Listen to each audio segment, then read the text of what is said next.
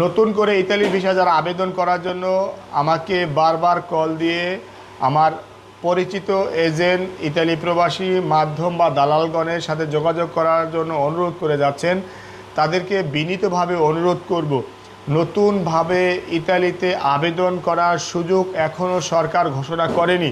তাই আমাকে কল দিয়ে আমার কোনো পরিচিত এজেন্টের নাম্বার চাইবেন না, আমার কোনো বিশ্বস্ত ব্যক্তির মাধ্যমে আবেদন করার কথা কল্পনাও করবেন না। কারণ আমার ইতালি প্রবাসী যত ভিসার ব্যবসায়ী বিশ্বস্ত এজেন্ট মাধ্যম বা দালাল রয়েছে, তারা ক্লিকের বাইরে কোনো আবেদন করে না। তাই আমি হাত জোর করে বিনীতভাবে অনুরোধ করব, এই মুহূর্তে আবেদন করার জন্য কল দিয়ে কেউ আমাকে বিরক্ত করবেন না, আমার কাজে ব্যাঘাত ঘটাবেন না, আমার কাজে বিঘ্নতা সৃষ্টি করবেন না।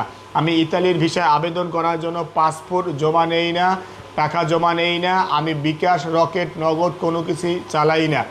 আমার নাম আর ছবি ব্যবহার করে কেউ যদি আপনার কাছে ইতালির ভিসায় আবেদন করে দিবে বলে বিকাশে টাকা চায়, তার কাছ থেকে দূরে থাকবেন।